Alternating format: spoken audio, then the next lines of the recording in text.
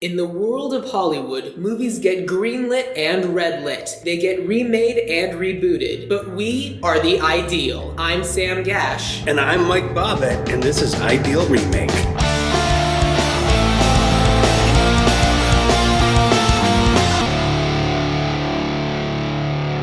Ladies and gentlemen, welcome back to Ideal Remake. You are listening to an episode where we can assure you this is technically a movie. That's right, we are watching Buckaroo Banzai and the aliens from the 8th dimension. That's not what it's called.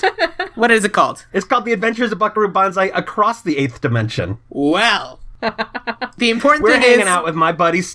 Sam, I'm cutting you off. I'm not going to let you come out of the gate shitting on this movie. This movie... And you have no excuse because our guest is either your age or a year younger than you. We are hanging out with my buddy, Sam Rager, Samantha Rager, Detroit comedian and comedy partner. Well, partner is not the right word, but comedy, I don't know. You do comedy shows with our previous guest, Heather Kozakowski. Thanks for being on the show, Sam. I am so geeked to be on. I've listened to other episodes and they've been amazing, and I am excited to make this movie even better. Well, I will tell you that I know I know Sam Gasch well enough to know that it's going to be a hard sell for him.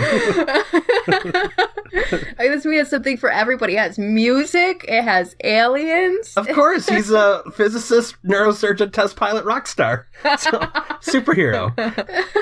He does it all. Is there anything that Buckaroo can't do? Right. Why isn't it just called The Adventures of Mary Sue Across the 8th Dimension? That's funny. I was thinking that on my way home today. That he is the ultimate Mary Sue. I mean, Batman's the ultimate Mary Sue, but also this guy. Buckaroo Banzai is great. Well, let me ask you this, because Sam Rager... See, I don't call either of you guys by your last names, and I call you both Sam, so this episode is going to be really difficult for me. Look, if it will make things easier, I am willing to go by Samantha. Samantha Gasch, I always call you Samantha behind your back anyway. So. That's all right. That's just, it appeals to my love of Scrubs. Well, I would hope that behind my back you call me Michelle, or sexy, sexy Michelle. I only refer to you as sexy, sexy Michelle. Awesome. This movie came out in 1984, which by my math means it came out before you were born, Sam Rager. Yes. How on earth did you first come across Buckaroo Banzai? I went to see it at Royal Oaks Midnight Madness with an ex, and I accidentally fell asleep during half of it. Oh, okay. That explains it. No more questions. But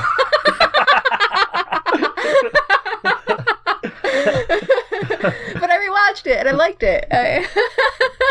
And Sam Gasch, I will assume, since you saw 7 movies before you were 28, that this was not one of the 7 movies you saw, and you just discovered it for the first time this week. I'm not gonna lie, I'm gonna keep digging. Well, I'm glad that we could give this gift to you.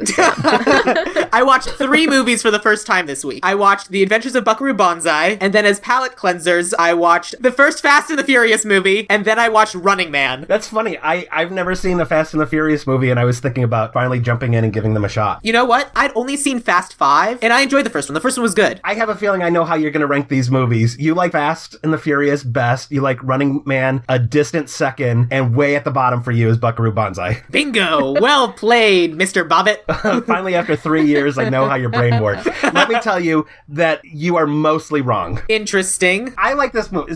Sam Rager.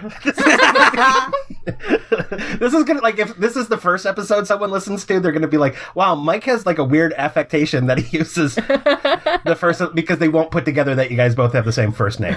So, Sam Rager, what is it about Buckaroo Banzai that you like so much? I think the fact that you saw it under the best circumstances the first time really is going to play into the fact that you can appreciate the camp value of it. I mean, it had such an enthusiastic following at the theater, and if I didn't have such an early morning start time, I'm sure I would have stayed awake for the whole thing. Right. The first time. But I love the campiness. I think that is the number one. Like, there's some 80s movies where they do the campiness, but they kind of downplay it in comparison to Buckaroo Banzai. Oh, this one dialed the campiness up to, like, the 8th dimension. Wow. And that car that he drives could go way faster than any of the Fast and Furious. Right. Yeah, that alone, Sam Gasch. I mean, it's not a fast car, it's just a car with a super laser on it. I haven't seen any of the 6th, 7th, or whatever number Fast and Furious movies, but I'm pretty sure they've driven, like, rocket cars at some point, right? Listen, Vin Diesel lives his life a quarter mile at a time. Buckaroo Banzai doesn't have time to measure in quarter miles. He's crossing dimensions. So your boyfriend is your age, right? My current boyfriend. boyfriend. Your current boyfriend. Is 3 years younger than Why me. do you say it like that, player? Like my current boyfriend. No, because I went to see it with my ex. Oh, no, but I mean, did you rewatched it this week? Oh, yeah. Yeah. What did he think of it? Oh, he hated it. He hated it. Sam, you're not alone. I hope at some point in time he was just like, why the fuck is Bobbitt making you watch this? And then you were like, no, this is my idea. For context, too, Sam Rager and her boyfriend play Dungeons & Dragons with us. So Good. yes. He's been spending his free time at work Googling all Dungeons & Dragons stuff. Are you sure he's not a match just specifically looking for people who aren't into Buckaroo Banzai? Then he would be like my ex. So he better learn to love it. Do you have anything else to say up front, Sam Gasch? Boo! I mean, as we move through this movie, I'm going to systematically destroy it. I hope you're prepared for that. You're going to get together with George Lucas. He's going to buy every copy of the Star Wars Holiday Special. You'll buy every copy of Buckaroo Banzai and just have a giant burning. I'm going to bury it in the plot next to the E.T. Atari game. You know, I'm going to say for the record, too, I like the E.T. Atari game. So you never just fell in a hole and had to restart the game? Of course I did, but it was the Atari, and I was young. I didn't care. I had time on my hands. This is my introduction to Buckaroo Banzai. It came out 2 years after Return of the Jedi. Oh, jeez. Which was perfect. So I was looking for my next Star Wars, and I wanted to see this really bad. It came out in the summer of 84, but it must have come out in the winter of 84 in Michigan, because I remember very specifically there being a blizzard. And people that know me will not be surprised by this at all. I was a spoiled, rotten child and got my way all of the time. So I really wanted to see Buckaroo Banzai. There's a blizzard out, and I threw a fit until my family drove through a blizzard to take me to see Buckaroo Banzai. And at that point, the whole feeling between like my parents and my brother was just like, you better fucking say this is your favorite movie. Otherwise, you're staying here and you're going to live in an igloo. I had to convince them that it was the best movie I ever saw. And I tried to watch it again about a year ago in LA with Allison, and she was having none of it. So I was like, okay, I remembered it being better. It's not a perfect movie by a long shot. But it's a weird movie, but if you look at, like, it's weird in the same way that Star Wars is weird. Like, there's just a bunch of weird shit going on that they don't explain, but Star Wars does that too. Like, if you watch Star Wars, it's like, what the hell is a Clone War? Where's Tashi Station? Why does Luke want to get there? Buckaroo Banzai just kind of throws you in the story like Star Wars did, but I think the problem is that Buckaroo Banzai just tries to do too many things, where Star Wars is essentially like, let's get a spaceship, go rescue the princess, and then blow up the base where the princess was, where Buckaroo Banzai has all this shit going on with, like, his dead ex-wife, or his dead wife's twin sister shows up, and she's suicidal, and then there's the red aliens and the black aliens and different dimensions and watermelons. I don't know, maybe it was just doing too much, but it kind of explains why they cut the Jabba sequence out of Star Wars, because maybe that would have been too much and made Star Wars the Buckaroo Banzai of 1977. I'm also pretty sure that Star Wars has less than 10% of the number of characters that Buckaroo Banzai has. Yeah. They just want everybody to have somebody to relate to. Let's give this child a gun! I think, like, his gang, I can't remember, his gang, the Hong Kong Cavaliers. At the time, G.I. Joe figures were, like, super huge, and you had, like, a different colorful G.I. Joe figure, and I think the studio was thinking maybe, like, oh, we can have, like, a whole slew of Buckaroo Banzai action figures, which never happened. And, we can make it happen. we can. Yeah, well, what I have for my remake is so good that I'm going to make even Sam Gasch go, I would watch that remake of Buckaroo Banzai. I mean, I have a couple caveats to whatever Buckaroo Banzai, anything I ever watch ever again, but I'm prepared to be dazzled. That said, I'm looking at the IMDb page, and I'm seeing that there were a couple deleted scenes, and in one of the deleted scenes, Jamie Lee Curtis was supposed to be Buckaroo Banzai's mother. I know. That would have been just another bunch of shit that would have made the movie even more confusing. Sure would have. Okay, I know I'm not going to sell you on this being a good movie, but I will tell you that it is the most fun John Lithgow says he's ever had. And I was watching an interview with Shout Factory where they were talking about how they were interviewing John Lithgow for a couple of their movies, and as soon as they started talking about Buckaroo Banzai, he just lit up. Kevin Smith was trying to remake Buckaroo Banzai as a TV series last year. It didn't happen, but he tried. So people like this movie, Sam. Well, it didn't work, so it goes to show you something. Not enough people, I guess. That's because they haven't seen our sweet remakes yet. Yeah, you're right, though. This was a huge bomb and bankrupt the studio that put it out. Oh, man. Like, Sherwood Studios put it out, and then they quickly went out of business. Oh. Yes. Well, now I feel bad. Okay, now I'm going to play devil's advocate and say, Sam Rager, I have no idea what the fuck this movie was about.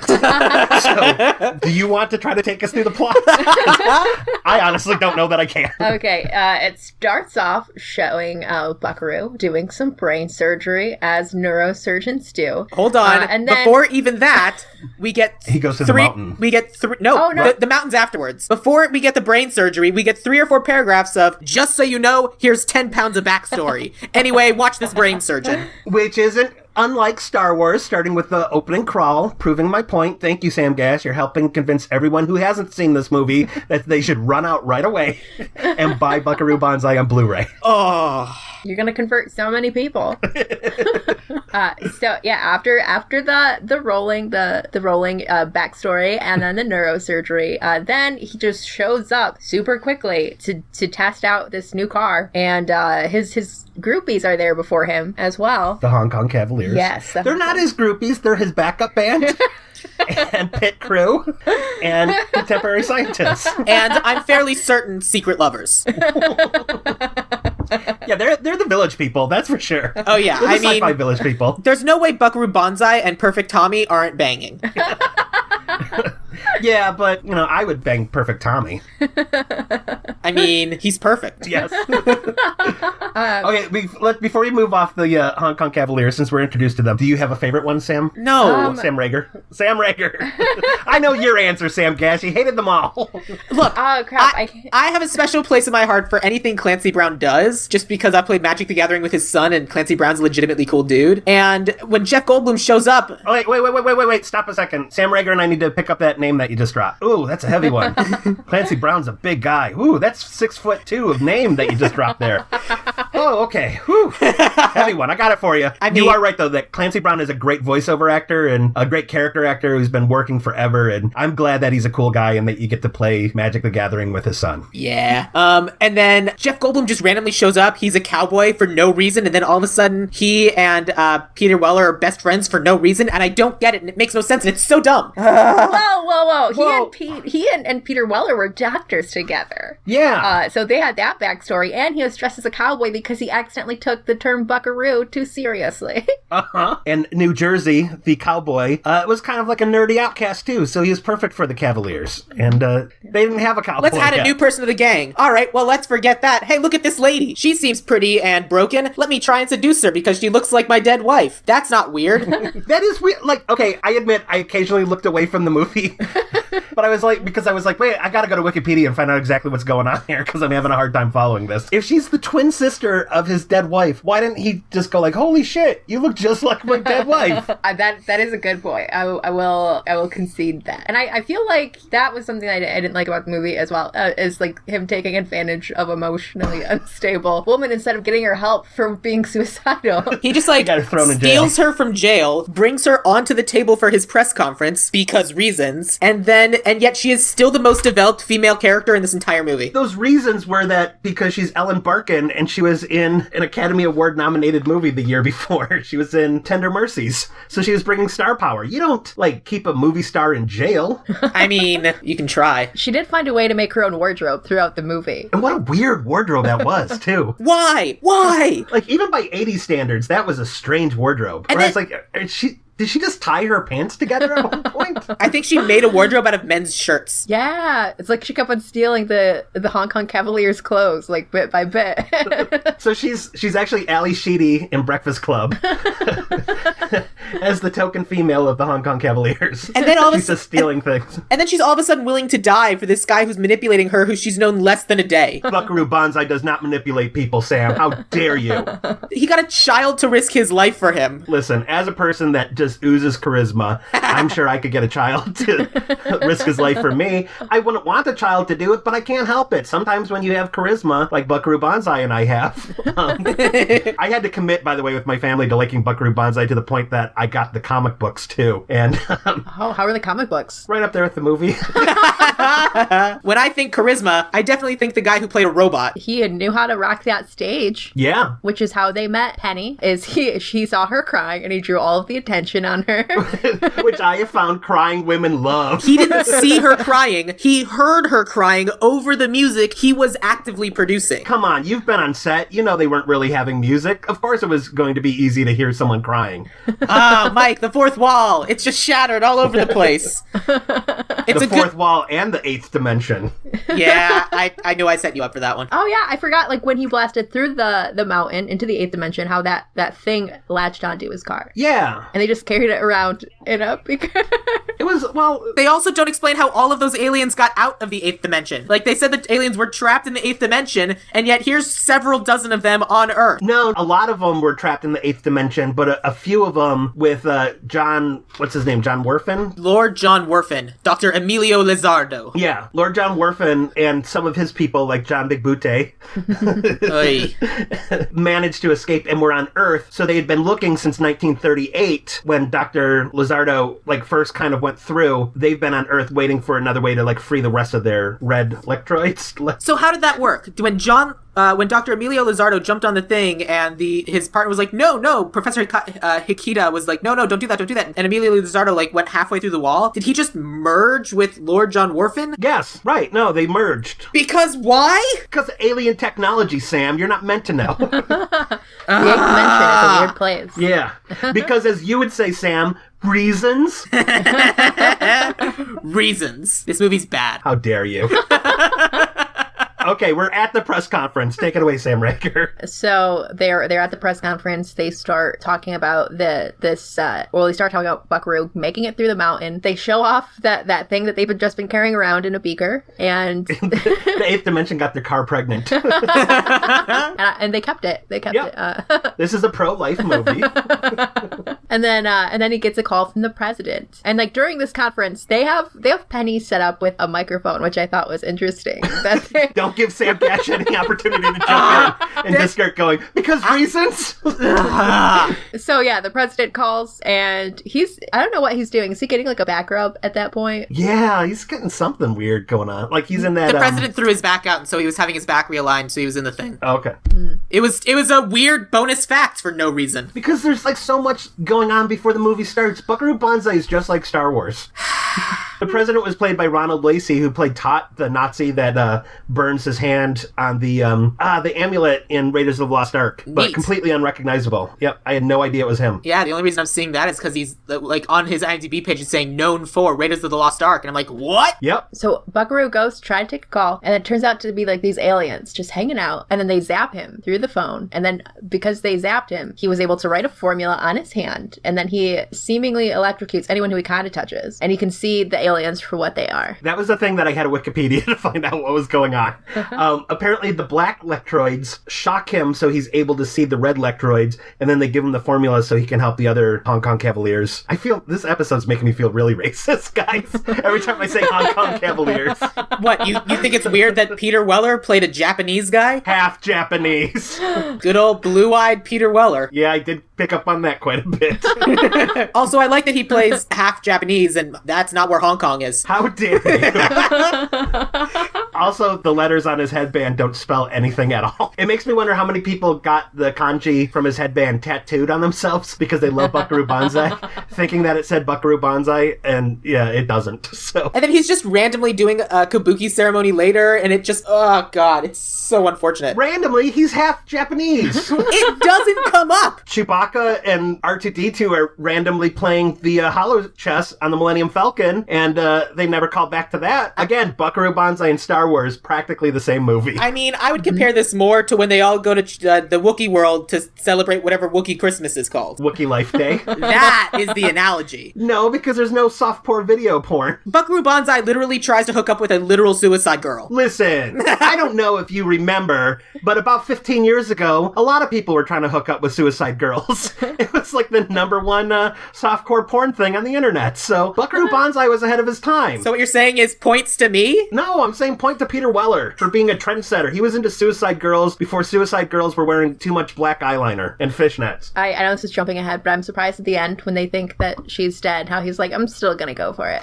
Yeah, but that's Disney princess weird too. Oh, like when you think true. about it, like, yeah, like especially in this day of age, like there may be young people listening to this episode, and first of all, there shouldn't be. But if there are, if a woman is unconscious and or dead, never ever try to kiss her. And he sees the slight movement, and he's like, oh, yeah, we're good to go.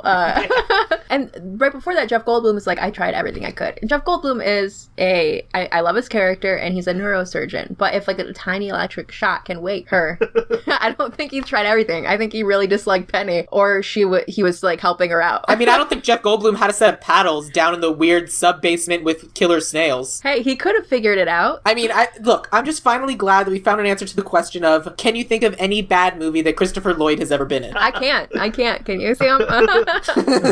So, I'm sorry. Nope, I think he still has a solid track record. So we're at this press conference, and all of a sudden, Buckaroo Banzai, after speaking with someone he assumed was the president, runs out and goes, there they are, there's the beings from the 8th dimension, at a bunch of reporters, and then he goes running after a couple of weird-looking strangers, and you were telling us about the movie, Sam? Please, continue. I mean, the rest of the reporters were probably thinking the same thing, that those people were kind of weird-looking, so they probably didn't think anything else of Buckaroo going after them. They're like, yeah, they're suspicious, and then he rallies his fan club? Yeah. And they get on a bus, and then he finds his way onto a Harley, where he goes to the woods where there are these two hunters who stumble upon this ship, and this ship almost rolls on top of them, but it doesn't. Two of the black aliens get out, and one of them immediately dies for no reason. He hit his head real hard. Totally. They could have soft spots like babies. Also, if there are any young people listening to the show, don't drop babies. They're soft, just like black electroids. The one thing I will say is that it was a little bit refreshing that the white guys were the bad guys and the black guys were the good guys, but carry on. There, you found something good about Buckaroo Banzai. I mean, the black guys were still going to blow up the planet. Not for bad reason, though. I mean, if they had the power to send a nuclear-powered thing, like, to make it look like a nuke, instead of doing that, why didn't they use that same laser to blow Dr. Lord Worfin's ship out of the sky? Maybe they couldn't get that precise with the laser. Yeah, man. I'm going to do the rest of the episode like a black electroid. Because that won't be offensive at all. Yeah. So, the police come, and then the red electroids come as well. And the red electroids are trying to get in the ship. The police tell them not to. Buckaroo finds his scientist mentor in the red electroid's van. He lets him out. Or, no, he doesn't let him out. He takes his hand, and he transfers the formula onto his head. Yep, that's how it works. And then he has those cool powers. Licking your hand with ink on it. And then he, for some reason I'm fading on this. And I also rewatched it again today. They go and they get the message from Jamaican guy. I don't know. This movie's impossible. They wouldn't let him into the compound too, even though they were dealing with some stuff. They took his mysterious package, but then not him. I love their bubble wrap glasses too. The bubble wrap glasses were great. I've never wanted glasses so badly since the end of Back to the Future. Another Christopher Lloyd classic. Also, the Secretary of Defense in this movie, which that's a really hands-on position, it turns out. I had no idea. He was really committed to getting whatever it was he was supposed to get. He's in Back to the Future 3 with Christopher Lloyd. So, yeah. When did Back to the Future 3 come out? Well, after this. This is Christopher Lloyd's first real big movie. Like, this is right after he did Taxi. So, this is pre-Back to the Future. See, Mike? TV actors can successfully transition into film careers. It's okay that I'm casting TV people. If Christopher Lloyd can do it, anyone can. We'll make sure we cast absolutely everyone from Riverdale for this I remake. refuse to watch that show. Well, then everyone from Runaways. The new Hong Kong Cavaliers is literally the entire cast of Runaways now. You joke, but I'm for that. That sounds amazing. I know you're for that. That sounds fantastic. They're all so good and interesting and quirky in the best possible ways. Everyone should watch this show, Mike. You mean just like the Hong Kong Cavaliers? No. Also different and interesting? They're like the Rebel Alliance, man. Reno, Nevada is clearly like Nine Numb, who co-piloted the Millennium Falcon with Lando Calrissian. Who is also a little racist. Rawhide is definitely Princess Leia. I've always thought Mr. Krabs and Princess Leia were basically the same person. Okay, I don't think there's much of a story to break down. Basically, Buckaroo Banzai helps the good aliens defeat the bad aliens from Planet 10, and they all live happily ever after to have another adventure that never happened because the movie tanked, unfortunately. Okay, so they were wanting to make that movie that they advertised at the end? Yeah. Here's the thing. I'm sure that movie's written. I'm sure they have a script for that movie. Oh, yeah, it came out as a comic book series. Oh, did it? Yeah. Did you buy it? I read it. How was it, Mike? For years, I had to convince my parents that this was the best movie.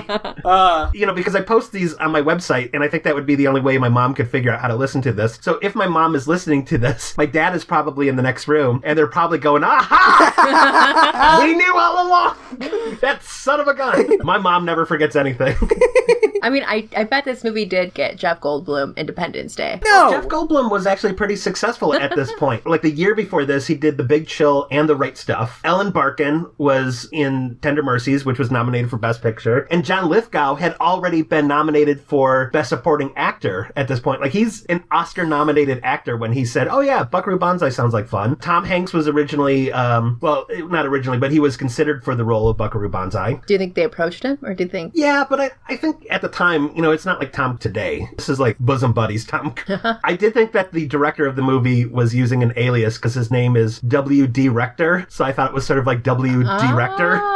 As in director, but no, apparently that's his real name. Interesting.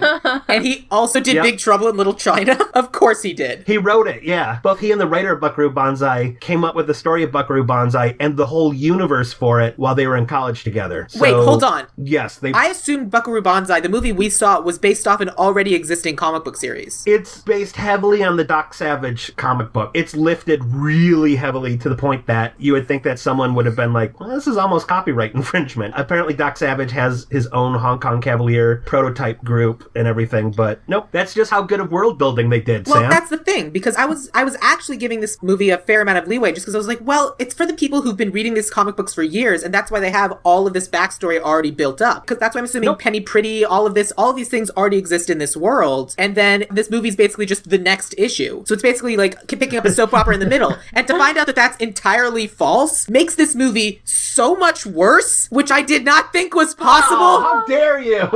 They just decided, hey, instead of introducing this guy to a lovely lady who he rescues and they fall in love, no, for some reason she's just going to look like a dead ex-wife who we've never introduced. It doesn't exist for no reason. Oh my god, this movie. I'm so glad that Star Wars was successful by the time you discovered it, because otherwise you would have been like, episode 4, I don't want to watch, I haven't seen 1 through 3 yet. I can't watch a movie without knowing what a moisture evaporator is. Why didn't Ben go see Luke earlier? I don't get this. How dare you, Sam? I'm going to go as far as to say Buckaroo Banzai is the best movie to come out during my lifetime. Okay, I couldn't say that without laughing. Okay, never mind.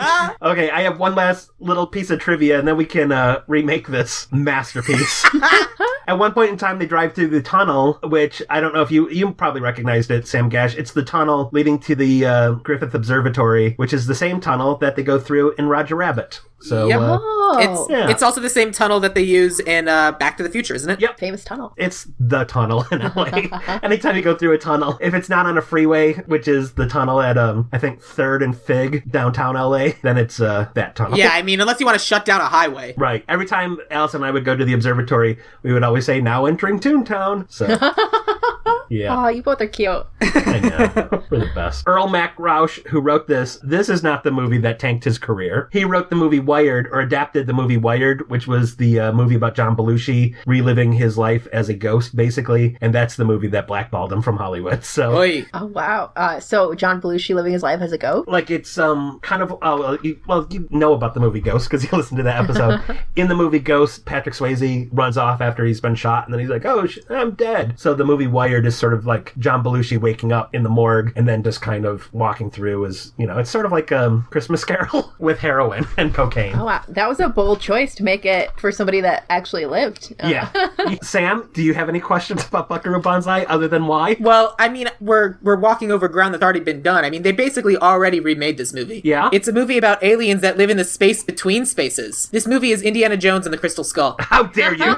Oh my gosh. This movie is better than Shia LaBeouf. Is it? 100%. So Sam Rager, you talk about how much you love the campiness of this movie. What, even though you fell asleep in the original movie, what's your campiness included? What's your favorite aspect of the movie? What's the thing that, what's your quotable line that you always say? What's the joke that you, tell your friends, shut up, the thing's about to happen? I don't have a quotable line from it. When he tells Pretty Tommy to let her go, and he's like, no, she wants to kill you, and he's like, oh yeah, or no, she doesn't. Let her go. Give her your jacket. And he's like, why me? And he's like, because you're perfect. That's how I knew they were banging.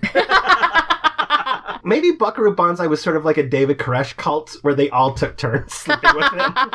So, I mean, in that vein, Sam, who's your favorite character? Jeff Goldblum, just because I love his quirkiness and I love his enthusiasm, and I would definitely be very similar in showing up in a cowboy costume and getting picked on by other people, how they asked him where's your spurs? So first thing we have to do before we start casting this movie is we have to cut some of these, like, characters. Like, the end of the movie during the credits when they all kind of walk out.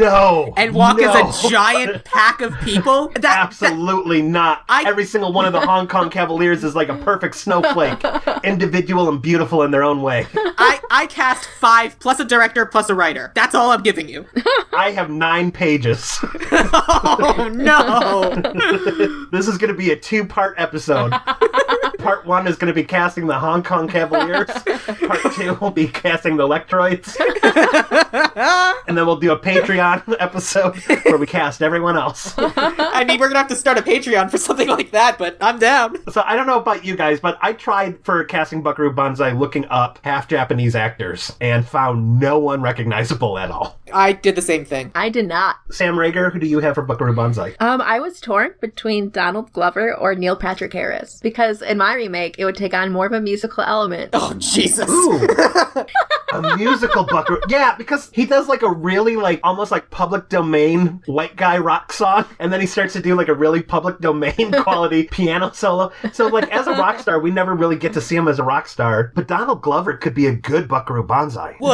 If someone's going to be named Buckaroo Banzai, I think they should be Asian in some way. But before we even do that, can we strip some of the things away? Does he need to be a surgeon, test pilot, musician, rocket scientist, appreciator of Tuesdays, dog owner, spelunker, black belt in several forms of martial arts, and left-hander? Yeah, in fact, I was thinking of adding a few things. Of course he needs to be some of those things. Do you not understand the camp appeal of Buckaroo Banzai? All right. Okay, that's fine. We'll leave it all. Well, let's look at it this way. Okay, so Sam Rager was suggesting more of a musical version of this. I have kind of going more for the camp and the comedy. Like, I have a lot of funny people. Sam Gasch, you're thinking more of a serious version where we tone down the outrageousness? I cast serious actors, but I picked comedic writers, so I was thinking more like a Naked Gun. Naked Gun would just go the opposite way and have 10 times as many Hong Kong Cavaliers. It would be like the recruitment scene in Mystery Men. That's kind of what I think would be better. All of the people they were recruiting would be Hong Kong Cavaliers. Like, that's the thing. Like, if you're going to have that many characters, either have that many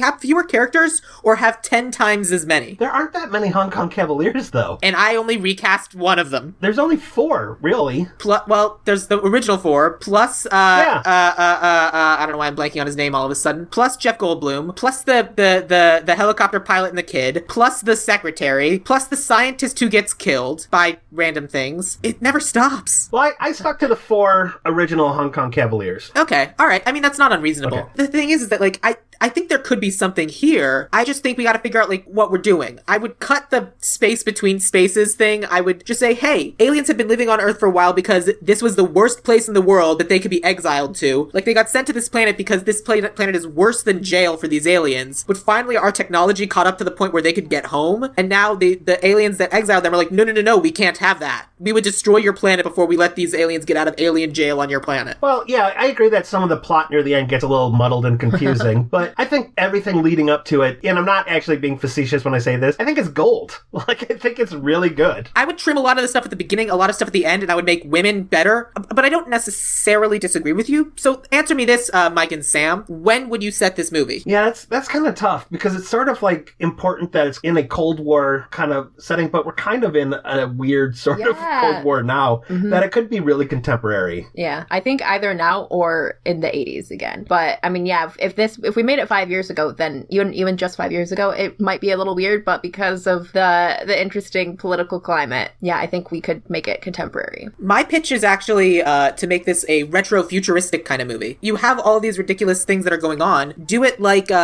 Watchmen style, where it is the 80s, but it's an 80s with all of this high-tech equipment. Oh. It could be like one of those things that just has like a weird amalgamation of technology that just kind of leaves the audience going, when does this take place? You know, like... I'm good with that too. I'm actually okay with that. I find it more interesting if they just, like, the time period doesn't really matter. It's like how Star Wars, they have all this, like they don't have transporter technology, they have light speed technology, but not cell phones. Like, that sort of thing. Like, I would have no problem if, like, Buckaroo Banzai's car at the beginning was more of a modern car, but at the same time, no one uses a cell phone. And, you know, there might be anachronistic things happening where you're just like, wait, is this 80s? Is this 90s? Is this now? Like, I like doing it that way because then it kind of sets itself in its own universe. Like, it's driving driving the bus of, like, that's an expression I use a lot with comedy, where, like, certain comedians drive the bus and other comedians are a passenger to the audience driving the bus. And I think if we kind of set it in our own sort of ambiguous time, then the movie's driving the bus and the audience has to get on board and just kind of surrender themselves to the reality that we create. I agree with that. I also really like the idea of having a super high-def TV screen for, like, displaying everything, and we're still displaying everything in those weird 8-bit graphics. And using a rotary phone.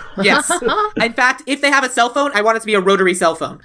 So I will say for my Buckaroo Banzai that I had Joseph Gordon-Levitt because I think he looks half Asian, although he is not. But I like the idea of Donald Glover because I think that Donald Glover is the closest thing to a real-life Buckaroo Banzai that we have, where he's a writer, an actor, a comedian, a musician. Sam Gasch, who did you have? I had a person that I think is the correct choice, and then I have a backup. My backup is John Cho from Harold and Kumar, but I think the correct choice is Daniel Dae Kim. He's from Lost and Hawaii Five-0. He's like leading man attractive, because that's what Buckaroo Banzai is. Like, he's this guy who has legions and legions of fans. He's like this sexy dreamboat guy, and I'm pretty sure Daniel Dae Kim was once like People's Sexiest Man of the Year. And he's not Japanese, he's Korean, but I mean, if you're naming it, if it's Buckaroo Banzai, there's already enough whitewashing that I'm like, maybe cast someone Asian. Here's my thing against Daniel Dae Kim. He's 49 years old. Uh-huh. I mean, how long do you think it takes someone to master neuroscience and learn an instrument and be a stock car How long does racer? it take someone, or how long does it take Buckaroo Banzai? That is a legitimate question. I really like the idea of Donald Glover. Skip the whole thing that, you know, his dad was American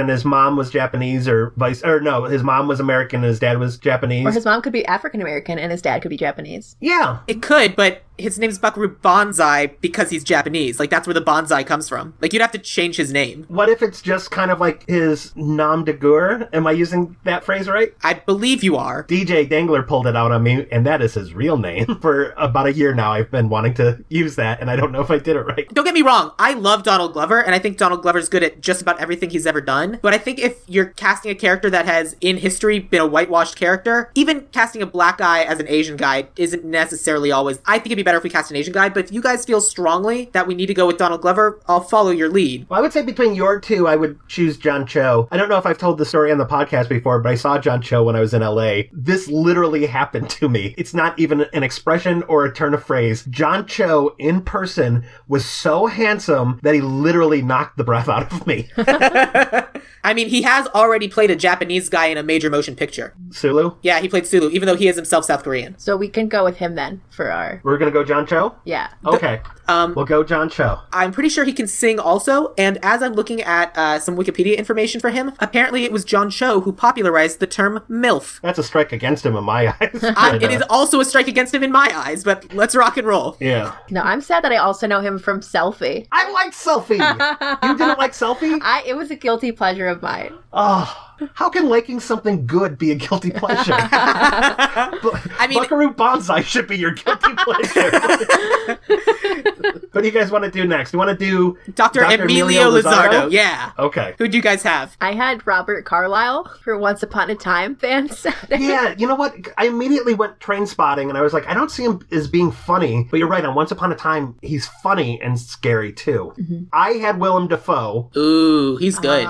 Yeah. What about you, Sam Gasch? I had Ian McShane. He's good, too. I'm good with both of your choices. I think both of those are super interesting, and especially getting the guy who plays Rumpelstiltskin, I think is a really clever idea. Robert Carlyle's not a name that popped up on the podcast yet. That's true. Let's go with Robert Carlyle. Let's give it to Robbie Carlyle. Yeah. Yay, thank you guys. Yay. Yay. Sam Rager got one on the board. That's right. Penny Pretty. I had no one. Allison suggested Elizabeth Olsen, because we just watched her in Ingrid Goes West, and Elizabeth Olsen's pretty amazing. If anything, the Penny Pretty role needs to be beefed up. Like, she's such a damsel in distress that it was really hard to watch a shockingly helpless female on screen. I agree with that. That role has to be an equal to Buckaroo Banzai. Mm-hmm. I agree with that as well. Sam, who did you have? I had 3 different people. Okay. Walk us through them. Apologize. No, don't. It's great. I'm excited. Emmy Rossum was the first one. Because of the musical aspect, I know that she rocked it out in Phantom of the Opera. And then also, like, she plays kind of like a tougher person on Shameless. Oh, yeah, she's the oldest daughter on Shameless.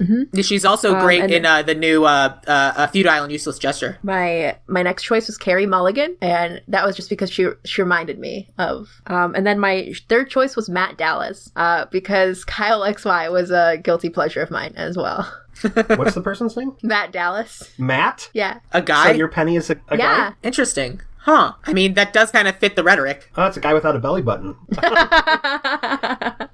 What has Matt Dallas done lately? He could be doing Buckaroo Banzai. Literally. It looks like he's done a bunch of indies, and he's been a camera operator. So we could save budget on crew.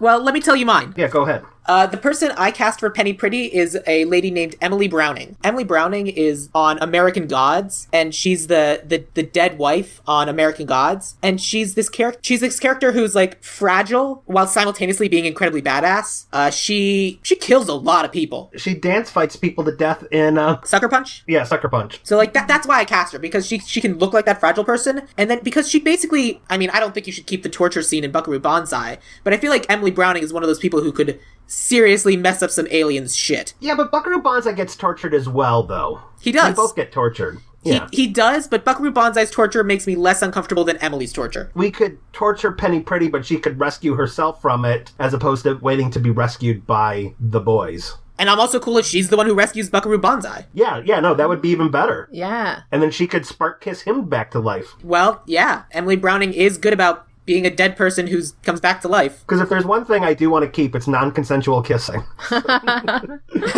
I'm going to sit back and let you guys figure out who our Penny Pretty is. Go ahead, Sam. Talk. What are you thinking right now? I like your choice because she's already proven herself to be in the same role, to be fragile and BA. I like the idea. I like the idea of casting a guy. I think the idea of casting Matt Dallas was actually a really cool idea. I don't know if he specifically is the right choice, but I do like the idea of Penny Pretty is a dude. My one that I cast, I also gender swapped. I'm not against a gay science fiction hero. It hasn't been done before. I'm not either, but I feel like we would have to go and try and figure out who that guy is, and for sake of time. But Sam, I'll go with whoever you think is best. Yeah, Emily Browning. All right, cool, great. Okay, New Jersey. Who can be Jeff Goldblum? All right, let me get mine out of the way first because it's going to be shot down, but I'm pretty sure that no one can play New Jersey better than this person. Bruce Springsteen. No. You guys ready? Snooki. What? Wait, from Jersey Shore? Yeah.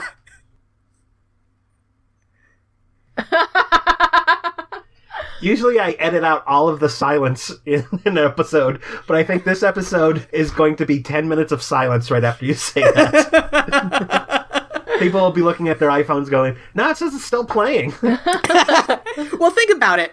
We'll cut to Sam laughing. It's, I mean, they you can set it up so well. It's like, okay, this person is a brain surgeon. They're this amazing intellect, and they've done all this way. We're really lucky to have this person. They go by the pseudonym New Jersey. Oh, interesting. All right, I'm ready to meet New Jersey. Who is this person? And then just Snooki walks out, and just like making her say these ridiculous neuroscience-y lines would tickle me. Okay, that would be funny to watch on a Funny or Die parody, but I don't know if I could handle a movie. Yeah, I know. I just wanted to say it. Who did you have, Sam Rager? I had Joe Keery from Stranger Things. Oh, the one that looks like John Ralphio. Yeah. Huh. Your choice is definitely closer to Jeff Goldblum. For this, I looked up actors and actresses from New Jersey, and I came up with Anne Hathaway, which I just watched her in Colossal, and she's really, really good. I have to see that movie so bad. I really want to. Yeah, like, I have always been a person that wasn't a big Anne Hathaway fan, but seeing her in that, I was like, wow, she's actually really, really good. And I think it would be kind of cool to have, someone from New Jersey playing New Jersey, and having someone who's, Jeff Goldblum's a good actor too, but someone who isn't so quirky, like going a really different direction on that. Mm-hmm. So yeah, and yeah. I feel like she's probably a more believable age for a neuroscientist than Joe Keery is. Yeah, and I don't want Catwoman to be her one and done genre thing. Like I think it would be cool to have her be a badass in something else fun. Yeah, Princess Diaries was amazing. Yes. Are you guys thinking I'm a genius? We're thinking you're a genius. Yay! I'm circling her name. Yeah, great job, sexy Michelle. Thanks, Samantha Gasch. So you only had one Hong Kong Cavalier. Correct. The only other person that I have casting is John Big Boutte. Sam Rager and I will quickly go through the rest of the Hong Kong Cavaliers that we have. Great, do it. I'm excited. For Perfect Tommy, I went Samira Wiley Poussey from Orange is the New Black. Oh, I did David Tennant.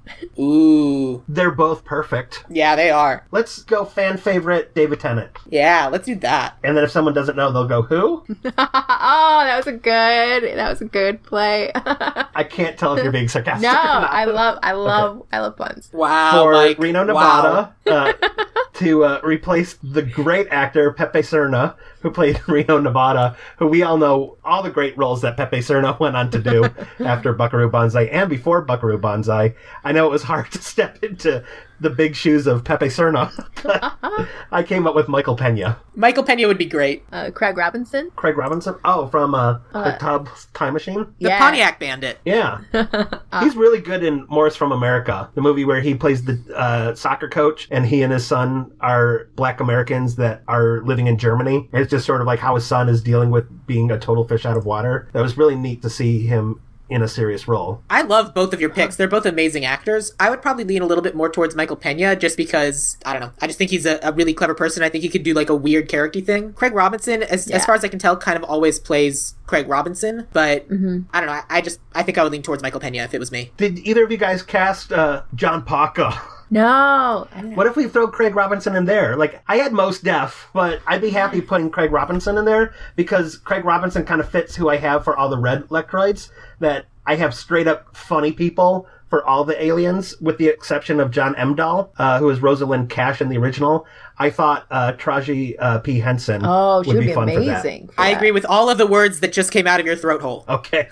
I just watched Hidden Figures over the weekend, and I was like, damn, she's so good. The only thing I really know her from is Empire commercials. And I was like, it just seems so soap opera-y. But seeing her in an Oscar performance, I was like, holy shit, she's awesome. Yeah, you don't have to sell me on Taraji P. Henson. That's why I've pitched her before on the podcast. Well, I came around to the way you were thinking. How about that, Sam? You came around last time, too. Last time we cast her. Yeah, we've had a couple repeats this episode. There are only so many great actors. I know that's the problem that you deal with in Hollywood right now, Sam, that you're like, where's all the competition?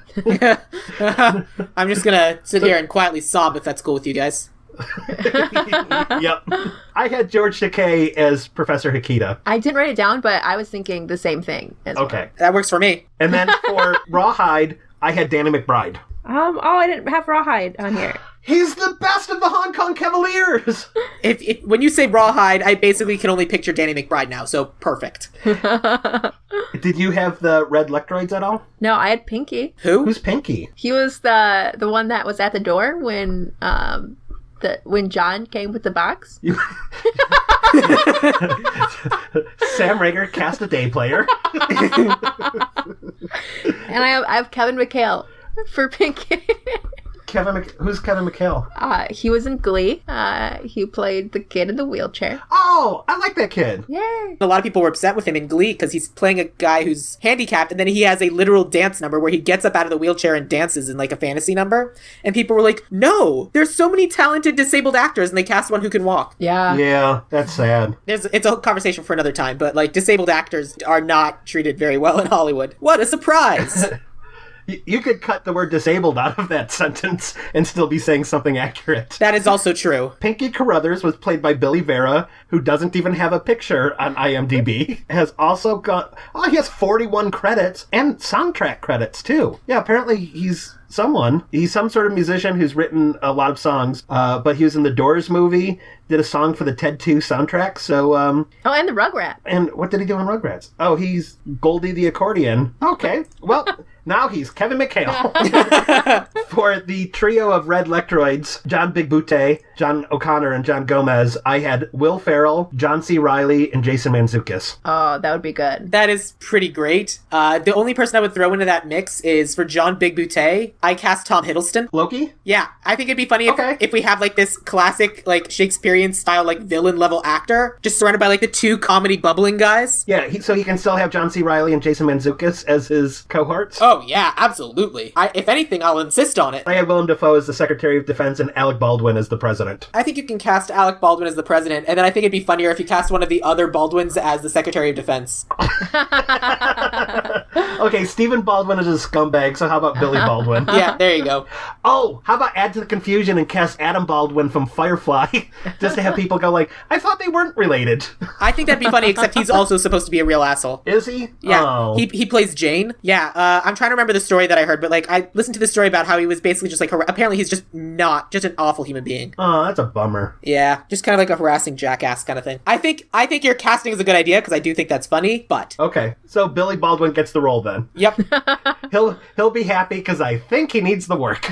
I assume so. I mean, I don't know what he's done since Forgetting Sarah Marshall. I don't have a writer or director. For a movie like this, all the set design and everything of the movie is really neat. It looks used, like I said, this is Star Wars. It's a lived-in universe. But I think the problem with Buckaroo Banzai is there's like the one shot at the press conference where we do like the push zoom on the aliens, kind of like the Jaws shot with Brody. That's literally the only good camera shot in the entire movie. The movie's shot so amateurly. Like, it's embarrassing how, like, uninteresting such a strange original movie looks on film. And it looks like it's shot on video, which I feel like 1984 is too early for that, maybe. I thought Edgar Wright would be fun, just off the top of my head, just because everything he does is visually interesting.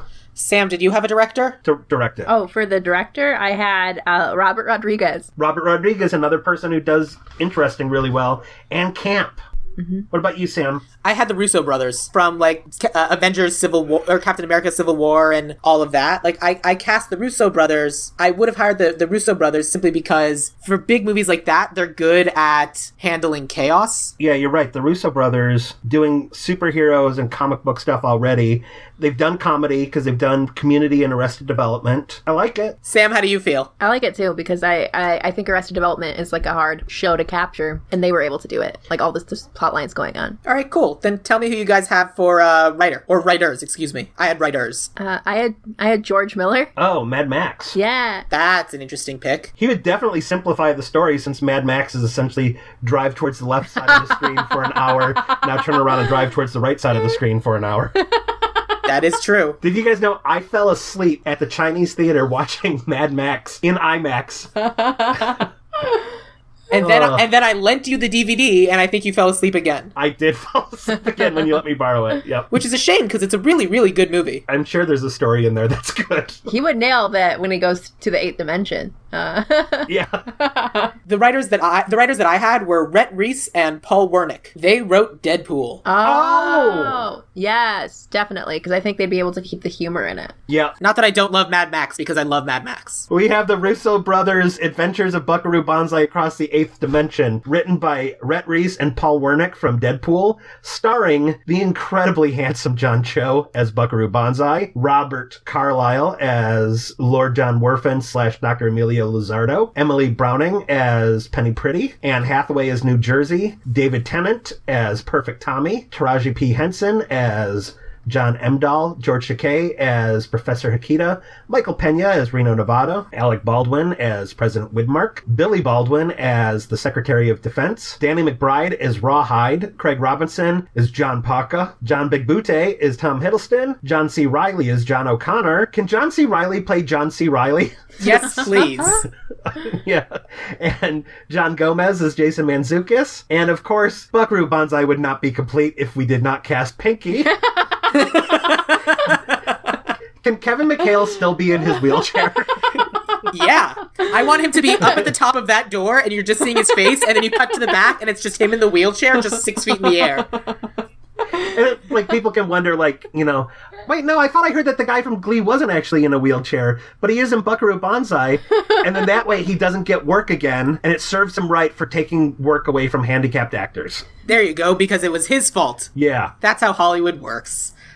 How dare you, Kevin McHale, desperate actor, take work away from other desperate actors. By the time this airs, Sam and I will have already performed at Gilda's Laugh Fest in Grand Rapids, and we both did a great job. Sam, where can people find you? I'll be opening for Joe DeRosa on April 21st at the Pike Room inside the Crowfoot. Oh, in Pontiac, Michigan. Mm-hmm. I'm on Twitter at SG Rager and on Instagram at Rager Samantha. And Rager spelled Rager. Mm-hmm. Please definitely check out Sam. She's super cool and super funny, and I'm glad that she is my friend. Yay! Thank you. I'm so glad that you came back. We stole you. We stole you back. You stole me back from Sam Gasch.